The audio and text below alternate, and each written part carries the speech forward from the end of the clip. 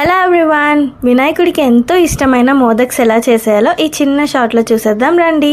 ఒక బాండీ తీసుకుని అందులో 2 to 3 స్పూన్స్ ఆఫ్ నెయ్యి వేసుకుని తురుముకున్న కొబ్బరి అయినా లేకపోతే మిక్సీ పట్టుకున్న కొబ్బరి అయినా వేసి అది మగ్గిన తర్వాత 1/2 కప్ బెల్లం పౌడరు, ఇలైచీ పౌడర్ వేసి దగ్గరికి చేసుకోవాలండి. ఆ తర్వాత పక్కన ఒక గిన్నె పెట్టుకొని 1 కప్ వాటర్కి 1 కప్ బియ్యం పిండి వేసుకోవాలి. నీళ్ళల్లో కొద్దిగా బెల్లం పౌడర్ వేసుకుని ఇలా చపాతీ ముద్దలా కలుపుకోవాలండి. గోరువెచ్చగా ఉన్నప్పుడే కలుపుకొని పక్కన పెట్టుకుని మనం ఏదైతే కొబ్బరి లౌస్ చేసుకున్నాం కదా అది చిన్న చిన్న ఉండలుగా చేసుకుని ఇంకా చపాతీ ముద్దలా కలుపుకున్నాం కదా బియ్యం పిండి, అది ఇలాగా చిన్న చిన్న చిన్న ముద్దలుగా తీసుకుని అందులో ఆ స్టఫింగ్ పెట్టి ఇక నేను చూపిస్తున్నట్టుగా ఒత్తుకోవాలండి. కుడుముల్లాగా మోదక్స్ అంటారు, మనమైతే కుడుములు అంటాము.